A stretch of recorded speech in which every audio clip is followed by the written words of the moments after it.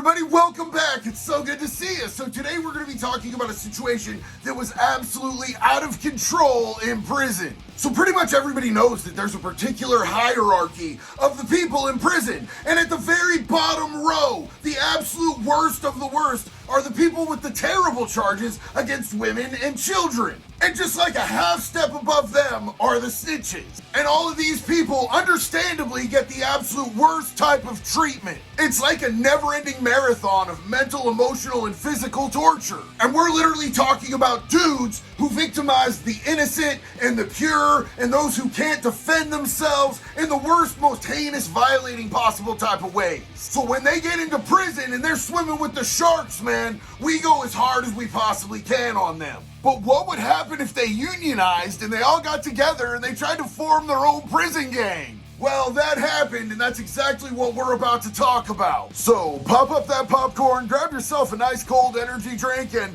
let's go!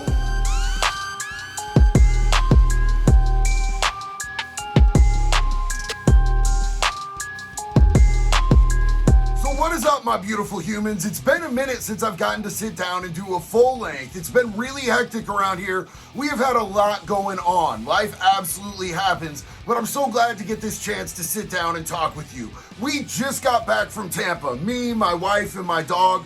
We were out there so that I could do this little interview for this little podcast. You guys might have seen something about them on here on YouTube, Soft White Underbelly.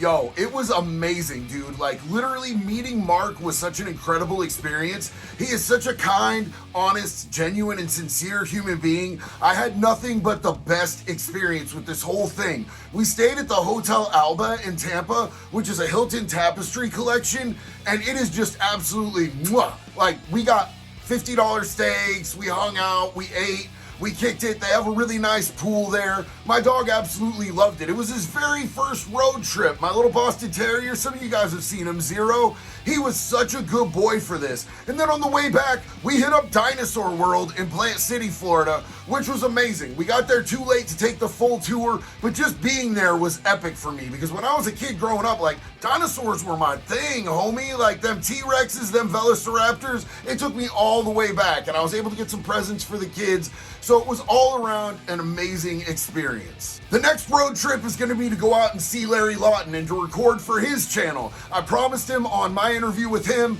that we would do this, so we're getting it booked for later this week. Me and my wife are going to go out there. We're going to hang out with him and his awesome assistant, Nick. Big love and respect to both of you gentlemen. And Larry promised me the best roast beef sandwich in the country. And when Larry Lawton says that it's the best roast beef sandwich, I'm entirely inclined to believe that, man. He seems like the type of dude who knows his roast beef. That sounded weird. I didn't mean it to be weird. But anyway, guys, let me set the stage for this video because it happened in Oregon back in 2006. Like, I had just gone down, and it was like within my first month of being in prison. And like, I had already gone to the hole and gotten out, and I was like stuck on LOP. And what LOP is it's loss of privilege. So since it's a place that has cells, I am stuck in my cell like almost 24/7. Like, I'm allowed to shower, I'm allowed to come out for meals, and that's it. I am not allowed to go to yard. I'm not allowed to do any of this other stuff. My cellie is doing double life because he killed his uncle because his uncle was molesting his little sister. So he has a particular disdain for Chomos. Like, he is 100%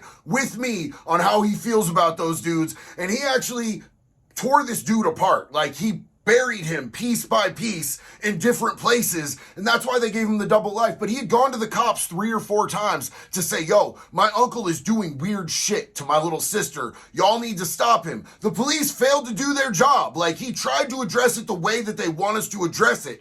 They didn't do anything. So he ended up inviting his uncle out to have a campfire, and he ended the dude and cut him up and buried him in numerous places. So, in my opinion, that's hero shit. And instead, he was 17 at the time. 17, you guys. They gave this dude, who was still a child himself, double life sentences. And he had been at Snake River in the same cell that we were in for about 7 years at this point in time. He was also one of the heads for the gang that I had been joining. Like, I was still in the period of my prospect period. He was the one who put me on. So, like, he may have been small, but he was still the big homie. Like, he basically had the keys for that compound that we were on. And Snake River is a really broke prison. Like, it's in the middle of nowhere, first of all. It's out way in the desert. So nobody's really bringing anything in. There's not that many hustles. So extortion was the number one way that people who didn't have money on their books were eating. And the gangs were deep with the extortion. There was also a lot of freaks there. So business was good on the extortion game. Like, people were making money, people had full boxes, everything was going the way that it was supposed to go. But apparently, some of these freaks were not happy with the deal because they were paying for protection and they were still getting beat up, they were still getting tortured, they were still having people put feces into their food and all of the things that are supposed to happen to Chomos. Like, that's just how it goes. Just because you pay someone for protection doesn't mean that you're going to be respected, that you're going to get yard time, that your life is going to be easy in there. But they got too big for their britches and they decided that they would get together, that they were all going to stand together against all the good dude gangs and they were going to make a gang of their own. And they called this bitch, bro, I can't even say this with a straight face. They called it the Knights of the Fallen. I mean, come on, y'all. What type of weird ass shit is that? And you guys know, if you've watched many of my videos, that I have a rule. Like, I do not speak the names of gangs, organizations. I really don't talk about names of individuals unless I know that it's 100% safe, because I'm always cautious and I'm always aware that the feds will pull some funny old style shit with that RICO charge, man. Those organized crime charges, they really can interpret things kind of any way that they want to. They can beef up charges, and they could take me saying something on the internet and possibly use it in one of their cases, and that's never going to be me. My name is never going to come up in somebody's indictment. I'm not going to let that happen. So I don't name names of organizations, but this one's completely safe, and I don't care if these dudes get hemmed up. They don't exist anymore. It was a really short-lived thing, so let's get into what happened with that. So this gang is made up of chomos and snitches and punks and all of the like bottom feeder people in prison. And I say that just to set the stage, because just because someone is a pedophile or a rapist or a punk or a snitch does not mean that they're dumb, and it doesn't mean that they're not tough. There are tough pedophiles. I have seen big, burly, bigger than me gang members get their asses handed to them by pedophiles or snitches or freaks of any type, man. You never really know what you're dealing with. They're also not all entirely stupid, and they organized in a way where they took out the heads of several gangs. See, what happened was, we went to Chow, and all of a sudden, 2 different fights broke out, and they were both dudes from this gang, these pedophiles, rapists, snitches, whatever the fuck they were. I didn't know these dudes. I hadn't been there long enough to be able to identify who each and every one of them were, but I knew exactly who their targets were. They went directly after the heads of these gangs, man, these real gangs, the actual decent human being gangs in the chow hall. Now, fighting in the chow hall is considered a PC move. It's a protective custody move, because there's more COs per inmate there than in any other area, because things can pop off really quickly, turn into a riot, turn into a gang war, turn into a race war. So you don't really get down in the chow hall. That's not how we do it, because it's going to get broken up really quickly. So if you take off on somebody in the chow hall, first off, you're a fucking punk, bro. You're a punk. That's how people look at you. Secondly, it's viewed that way because people know that it's not going to be a real fight. You're not going to get much licks off. It's going to be like 3 or 4 punches back and forth at most.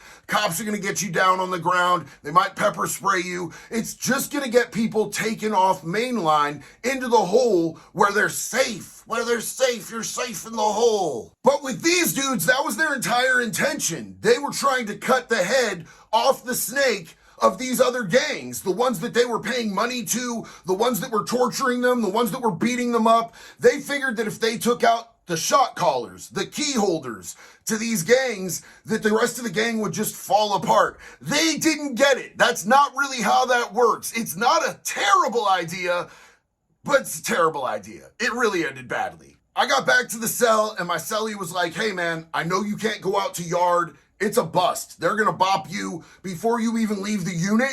You're gonna be wrapped up in cuffs and they're gonna take you back to the hole. But I just wanna let you know, like, if I don't come back, Like, I need you to do this with this and this with this. And I'm like, bro, what are you talking about if you don't come back? He said, well, you saw what happened in the Chow Hall. We're going out there and it's going to be a massacre.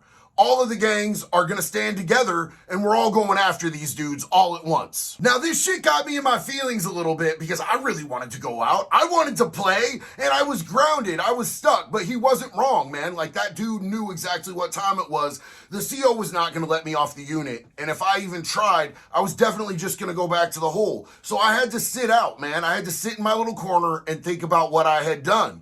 But he went out, a huge fight broke out. Like, all of these dudes were jumping other dudes. They ended up spraying a bunch of people. Somehow my cellie made it back to the cell. He had gone out there and he had gotten his licks in, but he made it back to the cell. They massacred these dudes and a shitload of people went to the hole. But one of these dudes from the Knights of the Fallen had a roster of everyone in his gang in his pocket so they could easily identify each and every one of these dudes, and they took them all off of the yard. Like, none of these dudes were left after that. So not only did a bunch of good dudes that were gang members that were just doing their time and extorting freaks the way that we're supposed to do in there get taken to the hole, they took this whole clique, this whole gang of these dudes. Every single one of them had to leave the yard. And all of these dudes were paying. So a bunch of the gang members that were left on Mainline, they lost out on a bunch of their money. They were gonna go hungry after that. They weren't gonna be able to get their deodorant after that. It was really a bum deal. But these dudes got smashed out, and they got smashed out bad. Not only are Chomos and rats and all of that type of ilk of foul vermin not allowed to start a gang, but basically no one is allowed to start a gang in the Oregon prison system anymore. There are gangs that are authorized by the other gangs, and there's no more gangs allowed to open up. You can't be in there claiming that you're a gang, prospecting, trying to build rank, getting any territory. That shit is locked down. So these dudes were in violation on so many different fronts, and they got absolutely brutalized for it. Now, generally, when something like this goes down, the administration is going to come to the heads of each of the gangs and the people that are the higher uppers and the usual suspects, and they're going to throw them in the hole under investigation. But they had so many people that they had just put into an already full hole, they didn't have any room. So my cellie ended up being okay, man. Like, they never came for him. We were waiting for it.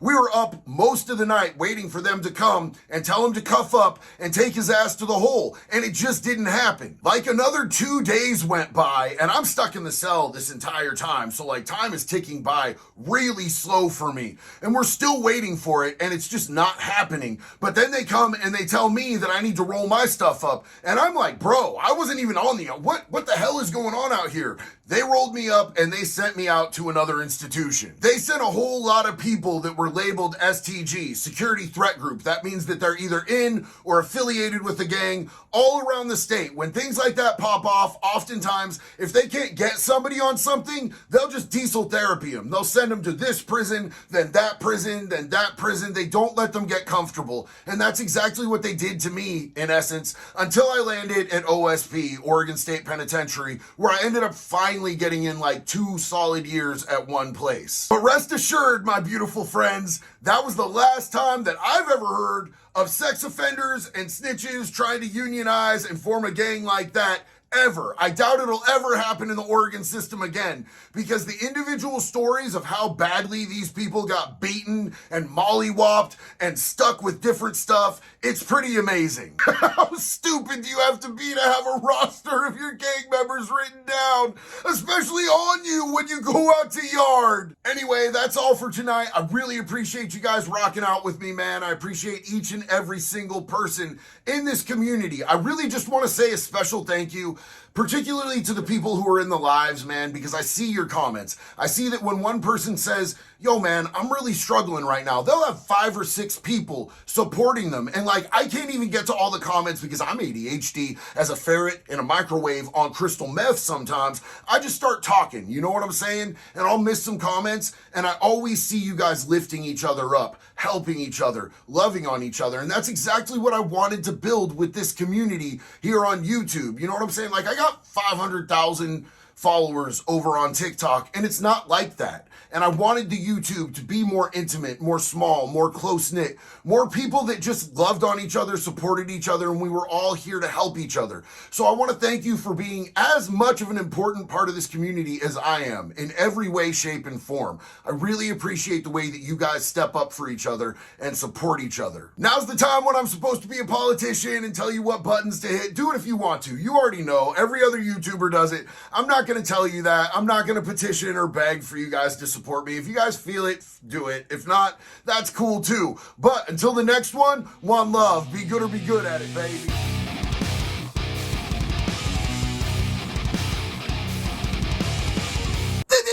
It isn't fair. I wanted to be in the gang too, and Big Country keeps taking my bike.